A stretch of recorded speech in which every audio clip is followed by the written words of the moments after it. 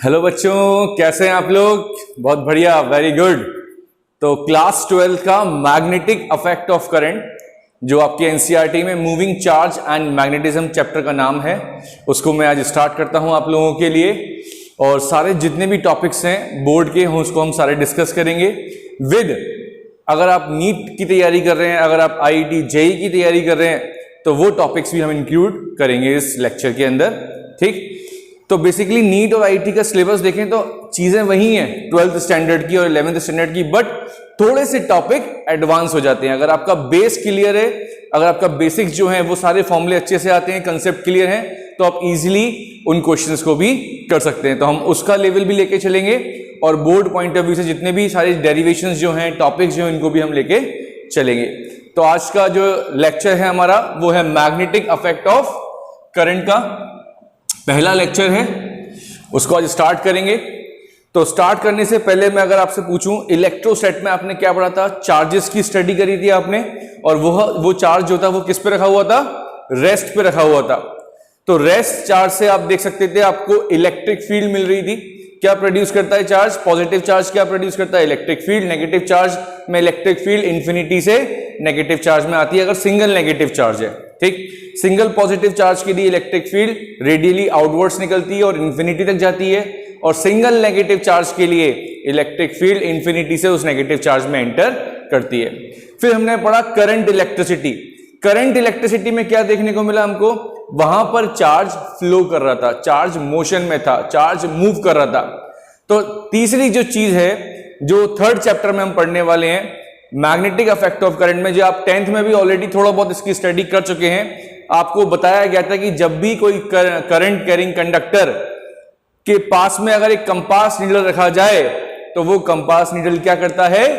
Deflect करता है। Compass needle सिर्फ किसकी वजह से डिफ्लेक्ट होती है? जो आप डिफ्लेक्शन देखते हैं कंपास नीडल में, just because of magnetic field. ठीक, मैग्नेटिक फील्ड की वजह से कंपास नीडल क्या करती है?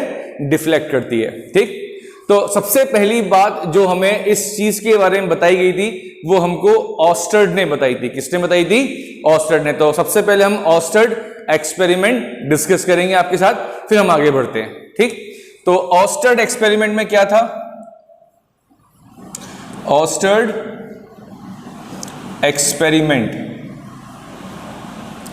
ऑस्टर्ड ने एक सर्किट लिया।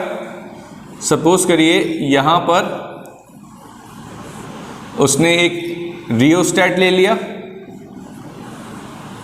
यहां पर उसने एक सेल ले लिया और एक की लिया, और यहां पर एक कंडक्टिंग वायर लिया ए और बी। इस कंडक्टिंग वायर के नीचे इन्होंने कंपास नीडल ली। कंपास नीडल किसकी वजह से डिफ्लेक्ट करती है? फिर बता रहा हूं, मैग्नेटिक फील्ड की वजह से डिफ्लेक्ट करती है। जहां भी मैग्नेटिक फील्ड होगी, कंपास नीडल अपनी डिफ्लेक्शन शो करके बता देगा कि यहां पर मैग्नेटिक फील्ड है। ठीक, तो यहां पर कंपास नीडल के दो पोल शो कर रहे हैं, एक नॉर्थ पोल और एक साउथ पोल। ठीक, अगर कंपास नीडल को आप फ्रीली रखें तो वो नॉर्थ साउथ डायरेक्शन में फ्रीली सस्पेंडेड रहती है। अब क्या हुआ? ऑस्टर्ड ने तीन चीज ऑब्जर्व करी। पहली चीज क्या ऑब्जर्व करी? अगर की को ओपन रखा आपने, व्हेन की इज ओपन, तो आपने देखा no deflection, no deflection shown by this compass needle, no deflection shown by this compass needle. अब यहां पे कंपास नीडल डिफ्लेक्ट क्यों नहीं कर रही है? What is the reason behind that there is no deflection shown by this compass needle? Because when current is not flowing in this wire, then there is no magnetic field produced around this wire. That's why there is no deflection shown by this compass needle. Second observation ऑस्टर्ड का क्या रहा? जैसे ही इसने की को close किया, what will happen? जैसे ही की को क्लोज किया, ये जो नॉर्थ पोल था कंपास नीडल का, ये किधर डिफ्लेक्ट हो गया? वेस्ट की तरफ, और ये साउथ पोल था, ये डिफ्लेक्ट हो गया ईस्ट की तरफ। तो जैसे ही हमने करंट वायर के अंदर करंट को फ्लो कराया की को क्लोज करके, हमें यहां पर एक सडन डिफ्लेक्शन देखने को मिला कंपास नीडल का। अगर कंपास नीडल डिफ्लेक्शन शो कर रही है तो simply it means that there is a magnetic field around a current carrying conductor. Magnetic field के बेसिकली करंट कैरिंग कंडक्टर के आसपास क्या बन रही है, एक मैग्नेटिक फील्ड, और जहां पर कंपास नीडल रखी हुई है उसने उस मैग्नेटिक फील्ड को इंटरैक्ट किया, जिसकी वजह से कंपास नीडल क्या हो रही है, डिफ्लेक्शन शो कर रही है। तीसरा इस पॉइंट पहले इसको हम लिख देते हैं, तो क्या लिखेंगे, when current is flowing in a conductor, current is flowing in a conductor, deflection shown by the compass needle। इसको आप मैग्नेटिक नीडल भी कह सकते हैं और कंपास नीडल भी कह सकते हैं, ठीक। इसका नॉर्थ पोल किधर डिफ्लेक्ट हुआ, नॉर्थ पोल डिफ्लेक्ट्स इन वेस्ट डायरेक्शन। किस डायरेक्शन में डिफ्लेक्ट हुआ, वेस्ट डायरेक्शन में, ठीक। जो कंपास नीडल का नॉर्थ पोल था वो वेस्ट की तरफ डिफ्लेक्ट हुआ। तीसरा ऑब्जर्वेशन जो ऑस्टर्ड का था वो ये था, इन्होंने सोचा एक बार एक काम करते हैं, हम करंट की डायरेक्शन को रिवर्स करके देखते हैं। तो इन्होंने जब टर्मिनल्स को चेंज किया तो पहले वाले केस में current A to B flow होगा, देखिए ये पॉजिटिव था ये नेगेटिव था, तो करंट कैसे फ्लो होगा, ए टू बी। जब इन्होंने टर्मिनल्स चेंज किए तो करंट कैसे फ्लो होगा, बी टू ए। जब करंट की डायरेक्शन रिवर्स करी इन्होंने तो क्या देखने को मिला, जो नॉर्थ पोल पहले वेस्ट की तरफ जा रहा था अब वो नॉर्थ पोल ईस्ट की तरफ और साउथ पोल वेस्ट की तरफ। इससे क्या चीज ऑब्जर्व करी, if the direction of current is reverse then the magnetic field produced by the current carrying conductor is also reversed. That's why the interaction between the magnetic field of a current carrying conductor and compass needle is reversed, is changed. That's why the deflection is also gets reversed. तो इस third point में आप लिख सकते हैं, when direction of current is reversed, direction of current is reversed, then north pole of the compass needle, north pole of the compass needle also get reversed, उसकी direction भी reverse हो गई। तो ये तीन मेन ऑब्जर्वेशन थे, फटाफट तीनों ऑब्जर्वेशन को बता देता हूं। पहले ऑब्जर्वेशन में क्या देखा ऑस्टर्ड ने, जब करंट फ्लो नहीं हुआ था डिफ्लेक्शन भी नहीं हो रहा था। जैसे ही हमने करंट को फ्लो कराया डिफ्लेक्शन शो हो गया, नॉर्थ पोल कहां डिफ्लेक्ट हो गया, वेस्ट की तरफ। और थर्ड ऑब्जर्वेशन में जब हमने करंट की डायरेक्शन को रिवर्स कराया तो हमने देखा जो नॉर्थ पोल था जो पहले वेस्ट की तरफ डिफ्लेक्ट हो रहा था वो अब ईस्ट की तरफ डिफ्लेक्ट हो रहा है। तो इसका मतलब मैग्नेटिक फील्ड की डायरेक्शन भी चेंज होती है करंट की डायरेक्शन को चेंज करने से। ये मेन तीन ऑब्जर्वेशन थे ऑस्टर्ड के। इसका कंक्लूजन ये निकाला गया, current carrying conductor produces a magnetic field. Current carrying conductor produces a magnetic field. एक करंट कैरिंग कंडक्टर क्या प्रोड्यूस करता है, मैग्नेटिक फील्ड प्रोड्यूस करता है, ठीक। इसका इस नॉर्थ पोल की जो डायरेक्शन है, जो मैंने बोला वेस्ट की तरफ जा रहा है, इसको बताने के लिए थोड़ा एम्फेयर ने भी एक रूल दिया था जिसको हम एम्फेयर स्विमिंग रूल के नाम से जानते हैं। एम्फेयर स्विमिंग रूल क्या है, ये एम्फेयर स्विमिंग रूल? तो इन्होंने कहा कि जिस सपोज करो, पहले वाला केस ले लेता हूं मैं एक बार, करंट कैसे फ्लो हो रहा है, ए टू बी। तो इन्होंने कहा जिस डायरेक्शन में करंट फ्लो हो रहा है उस डायरेक्शन में एक पर्सन को लिटा दीजिए। The person is lying along the direction of current, ठीक। तो इस डायरेक्शन में हमारा एक पर्सन लाए है, ठीक, लेटा हुआ है। स्विम करने के लिए आपको लेटना पड़ेगा। उन्होंने फिर कहा कि करंट जो एंटर होगा वो पर्सन के फीट से एंटर होगा और इसके हेड से लीव होगा। A person enters through feet, a current enters through feet and leaves through the head. Head से करंट क्या होगा, निकलेगा, ठीक। तो यहां से करंट एंटर होते, करंट की डायरेक्शन देखिए ए टू बी, और पर्सन में करंट की डायरेक्शन भी देखिए ए टू बी है, मतलब enters from feet and leaves through the head. तो जब पर्सन जो है स्विम करेगा तो अपना लेफ्ट हैंड यूज करेगा, तो जो पर्सन का जो लेफ्ट हैंड है वो हमको किसकी डायरेक्शन देगा, कंपास नीडल के नॉर्थ पोल की डायरेक्शन देगा। कंपास नीडल का नॉर्थ पोल किधर जा रहा था, वेस्ट की तरफ। पर्सन का जो लेफ्ट हैंड है वो किधर जा रहा है, वेस्ट की तरफ जा रहा है। तो एम्फेयर ने इस रूल के अकॉर्डिंग हमको बताया कि अगर आपको कंपास नीडल का नॉर्थ पोल का डायरेक्शन फाइंड करना है तो इस रूल को आप अप्लाई करिए। अगर आप एक पर्सन को लिटा देते हैं जस्ट इसके नीचे और करंट एंटर कर रहा है फीट से और लीव हो रहा है हेड से, तो जब पर्सन स्विम करेगा तो उसका जो लेफ्ट हैंड है वो हमको देगा कंपास नीडल की डायरेक्शन। इसको अगर हम रिकलेक्ट करें शॉर्ट फॉर्म में स्नो रूल के नाम से भी जानते हैं। किसके नाम से, स्नो रूल। एम्फेयर स्विमिंग रूल को ही हमने रिकलेक्ट किया और इसका एक शॉर्ट फॉर्म बना दिया स्नो रूल। अब स्नो रूल क्या होता है, करंट एंटर्स या the direction of current is south to north. देखिए करंट की डायरेक्शन देखिए कैसे जा रही है, साउथ टू नॉर्थ। करंट ऐसे ही एंटर कर रहा था, ये साउथ पोल है ये नॉर्थ पोल है, तो करंट कैसे जा रहा है, साउथ टू नॉर्थ। ठीक है, so the direction of current is south to north and the wire is placed over the compass needle. The wire is placed over the compass needle. This is compass needle and this wire is placed over the compass needle and the direction of north pole of the compass needle is deflected towards west. जो compass needle का जो north pole है वो किधर deflect होगा, waste की तरफ। ठीक, इसको हम शॉर्ट फॉर्म में स्नो रूल भी कहते हैं। इसको मैं लिख देता हूं तो आपको याद रहेगा। ये पहले 3 पॉइंट पॉज करके वीडियो को नोट कर लीजिए, फिर मैं एम्फेयर स्विमिंग रूल को शॉर्ट में लिख देता हूं आपके लिए। ठीक, इतना इंपॉर्टेंट है नहीं बेसिकली ये, फिर भी जब चैप्टर पढ़ रहे हैं तो पूरा डिटेल में पढ़ने चाहिए, अच्छी तरह पढ़ना चाहिए। ठीक, तो एम्फेयर स्विमिंग रूल को शॉर्ट में क्या बोलते हैं, स्नो रूल। क्या बोलते हैं, स्नो रूल। क्या कहता है snow rule, if the direction of current is south to north, a wire is placed over the magnetic needle,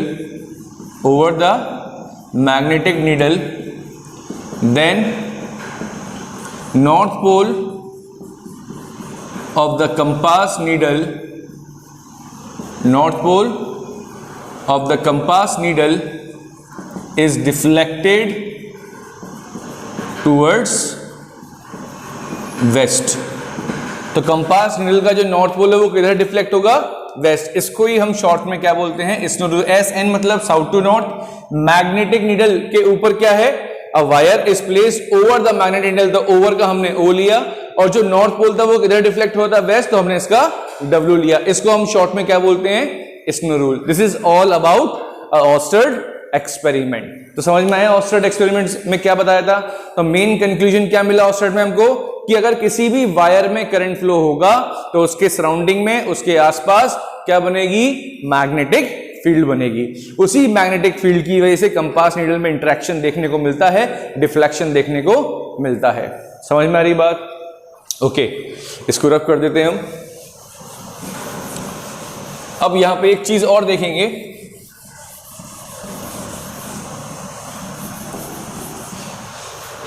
एक इंपॉर्टेंट चीज और देखेंगे। अभी मैं आपसे पूछता हूं कि आपके पास एक स्टैटिक चार्ज है। क्या है आपके पास, स्टैटिक चार्ज, मतलब चार्ज किस पर है, रेस्ट पर है। तो स्टैटिक चार्ज सिर्फ क्या प्रोड्यूस करेगा, it is a source of only electric field. Static charge सिर्फ क्या प्रोड्यूस करेगा, इलेक्ट्रिक फील्ड प्रोड्यूस करेगा। जैसे ही हमने वायर में करंट फ्लो कराया तो कैसा चार्ज था आपके पास, मूविंग चार्ज था। कैसा चार्ज था, मूविंग चार्ज। तो मूविंग चार्ज किसका सोर्स है, ऑब्वियसली बात है, चार्ज है तो इलेक्ट्रिक फील्ड तो होगी ही होगी, बट इसके साथ में एक फील्ड और देखने को मिलती है जिसको हम बोलते हैं magnetic field. So it is a source of electric field as well as magnetic field,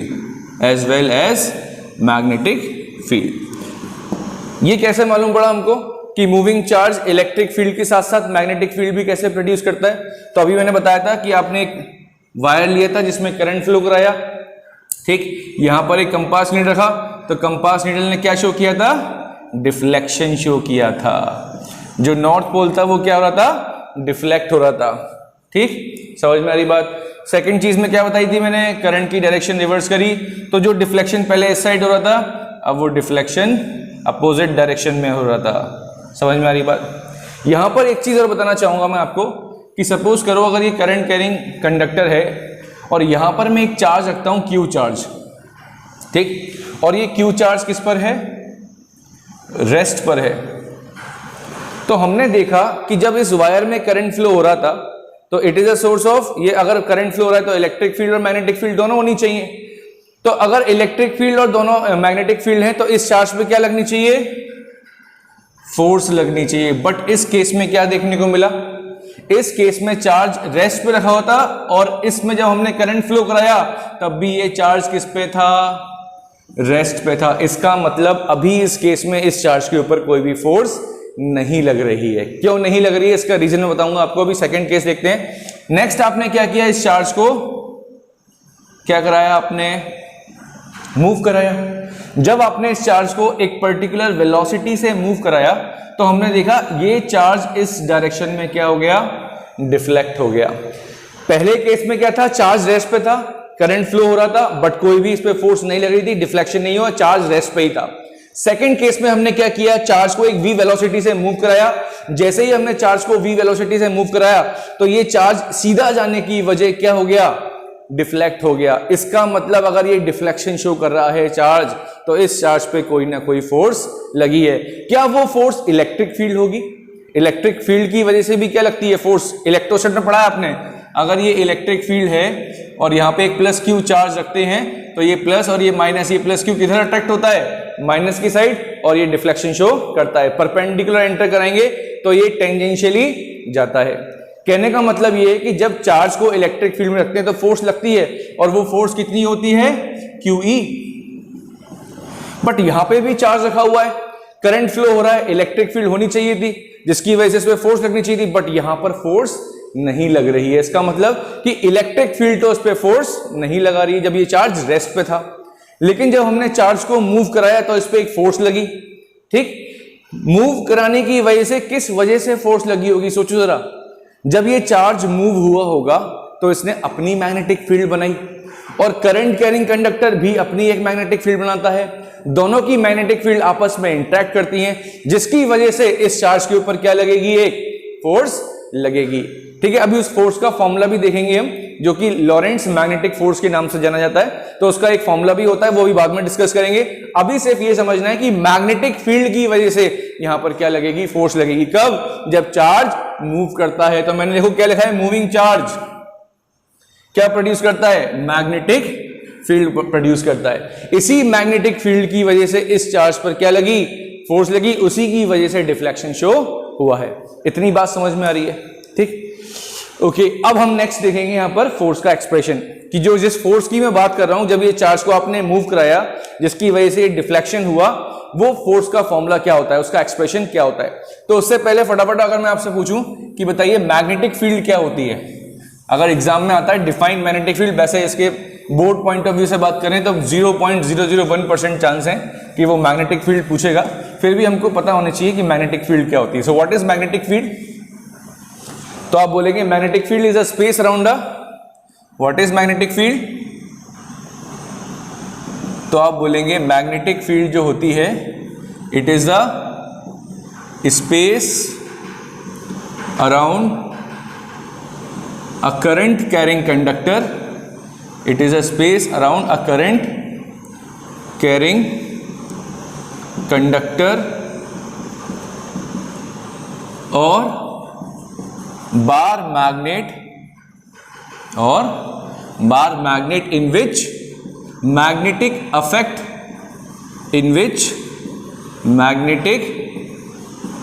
can be experienced। जहां पर आप मैग्नेटिक अफेक्ट को क्या कर सकते हो? एक्सपीरियंस कर सकते हो। उस जगह पर करंट कैरिंग कंडक्टर के आसपास एक बार मैग्नेट के आसपास, जो आपके पास मैग्नेट होती है जिससे आप खेलते हैं, तो आपने देखा होगा मैग्नेटिक मटेरियल उससे क्या होते हैं, अट्रैक्ट हो जाते हैं, जस्ट लाइक स्टील, आयरन, है ना।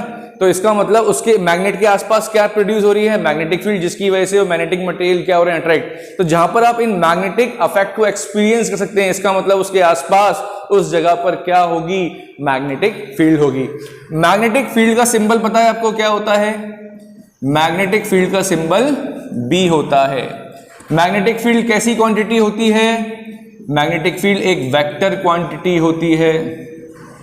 वेक्टर क्वांटिटी मतलब इसके पास मैग्नीट्यूड तो होगा ही होगा, साथ में क्या होगी, डायरेक्शन। डायरेक्शन कौन देता है हमको, कंपास नीडल का नॉर्थ पोल।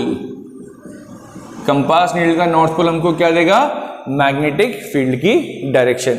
अगर हम मैग्नीट्यूड की बात करें तो मैग्नीट्यूड किस में मेजर करेंगे, इसका मतलब इसकी ऐसा यूनिट, इसकी ऐसा यूनिट क्या होती है, टेस्ला।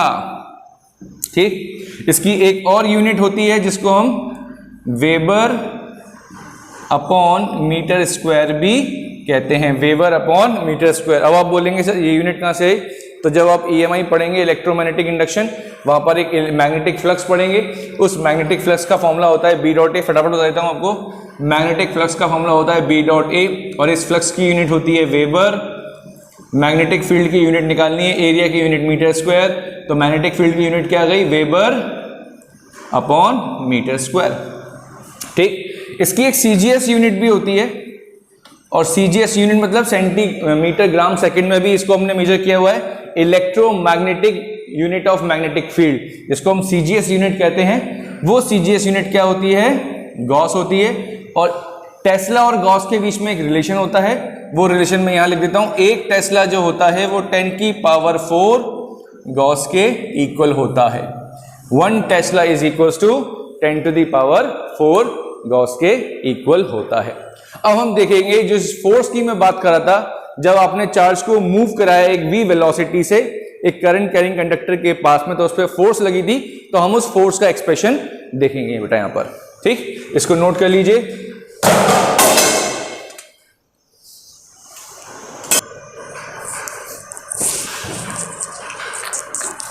चलिए तो इसको रफ करते हैं हम, और अब हम आपको बताएंगे फोर्स का एक्सप्रेशन क्या होता है। ठीक बेटा, एक बार मैं चेक कर लेता हूं।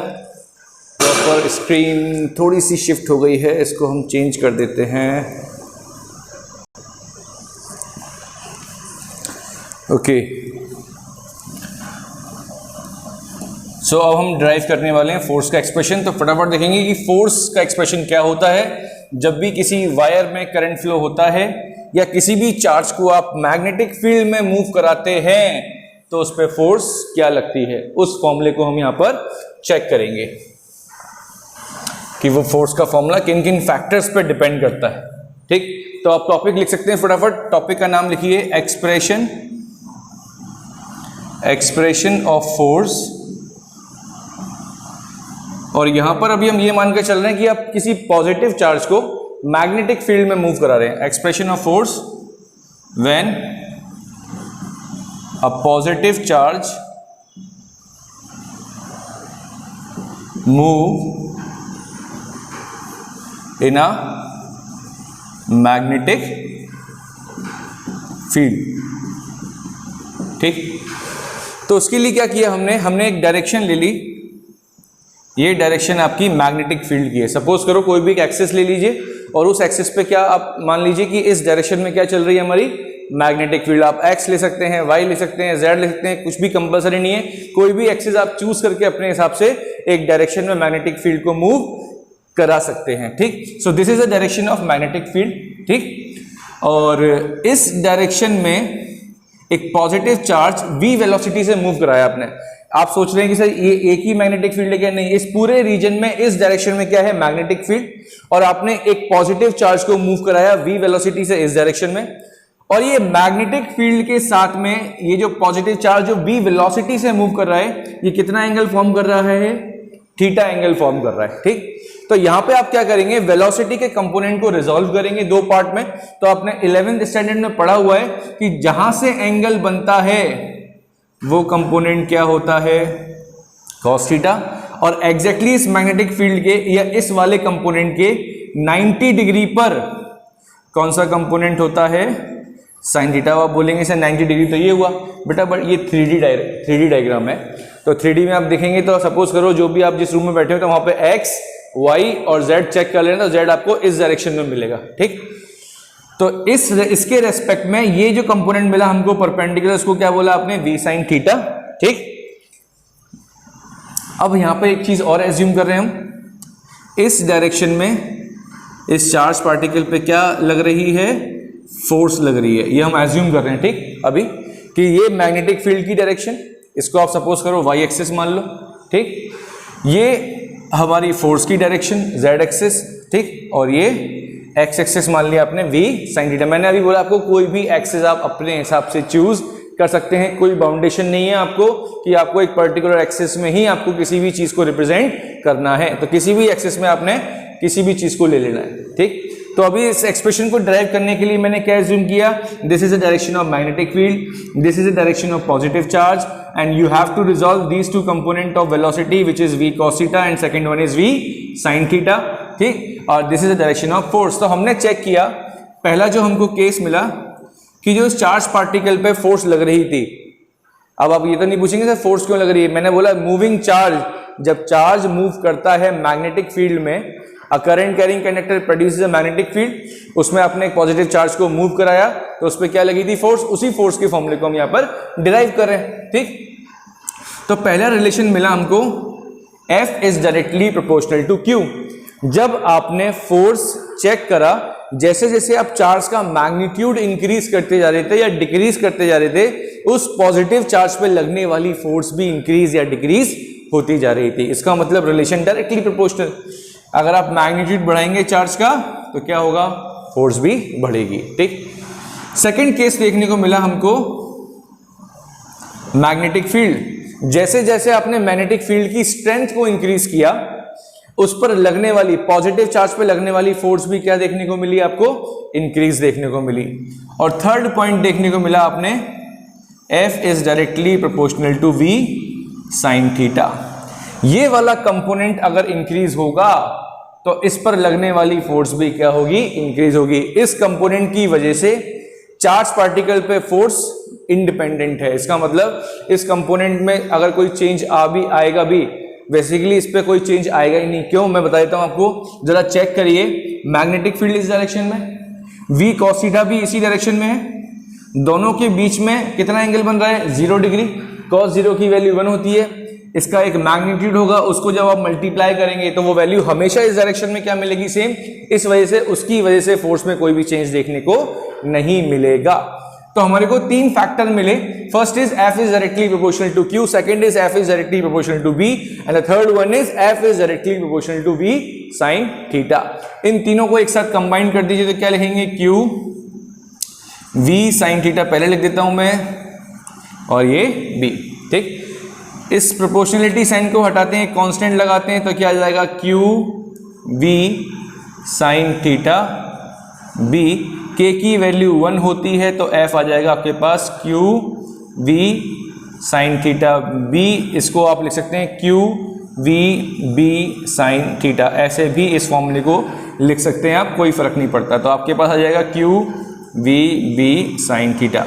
So this is the expression of force when a positive charge move in the magnetic field। अगर आपको कभी भी फोर्स निकालनी हो कि अगर कोई पॉजिटिव चार्ज मैग्नेटिक फील्ड में मूव करता है तो उस पर कितनी फोर्स लगती है, Q V B sin theta. इस एक्सप्रेशन से आप फोर्स को कैलकुलेट कर सकते हैं, ठीक। अब यहाँ पे हम देख सकते हैं कि किन किन कंडीशन में फोर्स मिनिमम लगती है और किन किन कंडीशन में फोर्स मैक्सिमम लगती है। उससे पहले मैं आपको इस फॉर्मूले को वेक्टर फॉर्म में भी लिख के दिखाता हूं। वेलोसिटी कैसी क्वांटिटी है, वेक्टर क्वांटिटी। मैग्नेटिक फील्ड कैसी क्वांटिटी है, वेक्टर क्वांटिटी। तो इस फोर्स के फॉर्मूले को आप वेक्टर फॉर्म में भी इस तरीके से लिख सकते हैं। A क्रॉस B आपने क्या पढ़ा था, A B sin थीटा, यही पढ़ा था आपने, ठीक। तो यहाँ पे आप क्रॉस हटाएंगे, क्या आ जाएगा, sin थीटा, ठीक। तो ये वेक्टर फॉर्म है इस फोर्स की। अब हम देख लेते हैं यहाँ पर कंडीशंस फटाफट कि क्या क्या कंडीशंस हैं जिसपे फोर्स मैक्सिमम और मिनिमम लगती है। तो पहले थीटा की वैल्यू क्या मान लीजिए 0 डिग्री। इसका मतलब क्या हुआ सर, देखिए ये इस डायग्राम को मैं रफ कर देता हूं।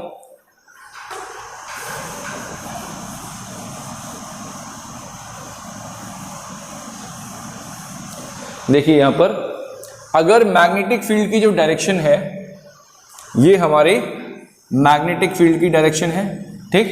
ये थोड़ा सा गीला हो रहा है, इसको एक बार और साफ कर देते हैं। ये हमारी मैग्नेटिक फील्ड की डायरेक्शन है और इसी डायरेक्शन में v वेलोसिटी से चार्ज, पॉजिटिव चार्ज मूव कर रहा है। What is the angle between these two? मैंने बताया था थीटा किसके बीच का एंगल है, वेलोसिटी और मैग्नेटिक फील्ड के बीच का एंगल है। तो जरा यहां पे चेक करो थीटा कितना होगा इस केस में 0 डिग्री, बोथ आर पैरेलल, और थीटा 0 हो गया। और आपको मालूम है साइन 0 डिग्री की वैल्यू क्या होती है, 0 होती है। जरा फॉर्मूले में पुट करो Q V B sine 0। Sine 0 की वैल्यू 0 होने की वजह से फोर्स कितनी हो गई 0। इसका मतलब जब कोई पॉजिटिव चार्ज मैग्नेटिक फील्ड के अलोंग मूव करेगा, इस कंडीशन में वहां पर कोई भी फोर्स नहीं लगेगी, ठीक। सेकंड पॉइंट, अगर थीटा आप कितना ले लीजिए 180 डिग्री, इसका मतलब एंटी पैरेलल। यहां पे क्या वर्ड यूज कर सकते हैं, एंटी पैरेलल, और यहां पे क्या वर्ड यूज कर सकते हैं, पैरेलल। ये मैग्नेटिक फील्ड की direction and this is the direction of positive charge. इन दोनों के बीच में कितना एंगल बनेगा 180 डिग्री, अपोजिट है तो 180 डिग्री। और साइन 180 की वैल्यू भी कितनी होती है सर, 0 होती है। तो अगेन f की वैल्यू क्या आ जाएगी 0 इंटू समथिंग 0। तो इस कंडीशन में भी चार्ज पर, पॉजिटिव चार्ज पर कोई फोर्स नहीं लगेगी, ठीक। And the third case is, अगर थीटा आप कितना ले लें 90 डिग्री, और आपको मालूम है साइन 90 की वैल्यू क्या होती है 1, तो f इक्वल्स टू क्या आ जाएगा QVB, साइन 90 तो 1 हो गया। तो ये आपको पता पड़ गया कि जब भी कोई पॉजिटिव चार्ज परपेंडिकुलर मूव करता है मैग्नेटिक फील्ड के, इस कंडीशन में उस पॉजिटिव चार्ज पर मैक्सिमम फोर्स लगती है, which is equals to QVV। इस फॉर्मूले से आप मैक्सिमम फोर्स को कैलकुलेट कर सकते हैं, ठीक। तो ये कंडीशन डिस्कस करनी थी, अब समझ में आ गया आपको। अच्छा एक बात बताइए, किस कंडीशन में फोर्स और नहीं लग सकती? अगर वेलोसिटी क्या हो 0 हो, इसका मतलब चार्ज किस पर हो, रेस्ट पर हो। अगर चार्ज रेस्ट पर होता है तो क्या होगा, फॉर्मूले देखिए v की वैल्यू 0 करते ही FB क्या हो जाएगा 0 हो जाएगा। It means when the charge is at rest, in this case it does not experience any kind of force. उस कंडीशन में उस मैग्नेटिक फील्ड की वजह से उस पर कोई फोर्स नहीं लगेगी। तो फोर्स लगने की कंडीशन क्या होगी, चार्ज मूव करना चाहिए बट पैरेलल मूव नहीं करना चाहिए, एंटी पैरेलल मूव नहीं करना चाहिए, या फिर वो रेस्ट पे होगा तभी भी इस कंडीशन में फोर्स नहीं लगेगी। तो 3 कंडीशन हो गई जिस कंडीशन में फोर्स नहीं लगती, चार्ज रेस्ट पर हो, या फिर पैरेलल मूव कर रहा हो, या फिर एंटी पैरेलल मूव कर रहा हो। इन 3 कंडीशन में बेसिकली चार्ज पर कोई भी फोर्स नहीं लगती। अगर चार्ज किसी एंगल पे मूव करता है तो उस पर फोर्स लगेगी। मैक्सिमम फोर्स कब लगेगी, जब charge, positive charge perpendicular move करेगा। समझ में आ रही बात? अब यहां पे हम बात कर लेते हैं फोर्स की डायरेक्शन की। फोर्स वेक्टर क्वांटिटी है तो उस पर डायरेक्शन भी लगेगा। तो फटाफट देख लेते हैं हम डायरेक्शन। अब हम यहां पे बात करेंगे डायरेक्शन की।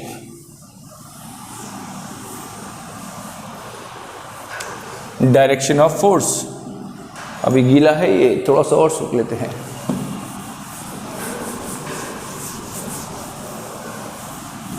अब हम यहां पर देखेंगे डायरेक्शन ऑफ फोर्स।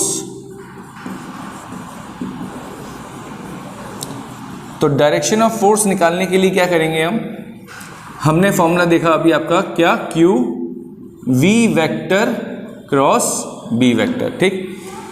इसका डायरेक्शन फाइंड करने के लिए हमारे पास 2-3 रूल हैं। एक हो सकता है राइट हैंड स्क्रू रूल, दूसरा राइट हैंड रूल, और जो आपने 10th स्टैंडर्ड में पढ़ा था फ्लेमिंग का लेफ्ट हैंड रूल। ऑलरेडी आप पढ़ चुके हैं फ्लेमिंग का लेफ्ट हैंड रूल, तो पहले मैं फ्लेमिंग का लेफ्ट हैंड रूल डिस्कस कर लेता हूं। ठीक है, फ्लेमिंग का लेफ्ट हैंड रूल क्या कहता है, जो ये थंब होता है ये हमको बताता है फोर्स की डायरेक्शन, लेफ्ट हैंड की जो फर्स्ट फिंगर है ये हमको बताता है मैग्नेटिक फील्ड की डायरेक्शन, और जो आपकी सेकंड फिंगर होती है ये हमको करंट की डायरेक्शन बताती है। तो आप इस करंट की डायरेक्शन को क्या मान के चलेंगे, पॉजिटिव चार्ज की डायरेक्शन। जिस डायरेक्शन में पॉजिटिव चार्ज फ्लो करेगा उसके अलोंग आपको अपनी ये सेकंड फिंगर प्लेस करनी है। जैसे आप अपना लेफ्ट हैंड निकाल लीजिए, देखिए ये थंब जो है ये क्या बताएगा, फोर्स की डायरेक्शन। पहले तो इन तीनों को म्यूचुअली परपेंडिकुलर करना है आपको, ये तीनों आपस में कैसे होने चाहिए, 90 डिग्री पे होने चाहिए। ठीक, these three of them are mutually perpendicular to each other. After that your thumb is always represent the direction of force, the first finger is always represent the direction of magnetic field, and the second finger represent the direction of flow of positive charge, or simply you can say that current. ठीक, ये तीनों सबसे पहले क्या करना है आपको, अपने जिस डायरेक्शन में चार्ज फ्लो कर रहा है उस डायरेक्शन में अपनी सेकंड फिंगर को लगाना है। इसके जब आप मैग्नेटिक फील्ड चेक करेंगे, मैग्नेटिक फील्ड जिस डायरेक्शन में जा रही है उसको इसको लगाने के बाद आपको अपनी ये सेकंड फिंगर लगानी है। फिर आपका जो थंब जिस डायरेक्शन में पॉइंट कर रहा है वो हमको बताएगा फोर्स की डायरेक्शन। इसको याद रखने के लिए फादर मदर चाइल्ड, फादर का है फोर्स, मदर का है मैग्नेटिक फील्ड और चाइल्ड का सी करंट, और करंट में डायरेक्शन क्या लेनी है, फ्लो ऑफ पॉजिटिव चार्ज। अगर इलेक्ट्रॉन की बात करी जाए तो पहले आप पॉजिटिव चार्ज के अकॉर्डिंग इस रूल को अप्लाई करिए। जो भी डायरेक्शन आती है, जो भी सपोज करो अपवर्ड आती है, तो अगर इलेक्ट्रॉन वर्ड यूज किया हुआ है तो वो जो डायरेक्शन होगी वो डाउनवर्ड होगी। क्या होगी, डाउनवर्ड। इलेक्ट्रॉन के लिए डायरेक्शन अपोजिट हो जाती है। This is the Fleming left hand rule. ठीक, अब राइट हैंड स्क्रू रूल कैसे लगाते हैं, सपोज करिए ये हमारे पास वेलोसिटी था और ये हमारे पास मैग्नेटिक फील्ड थी। ठीक, इन दोनों के बीच में कितना एंगल बन रहा था, थीटा एंगल।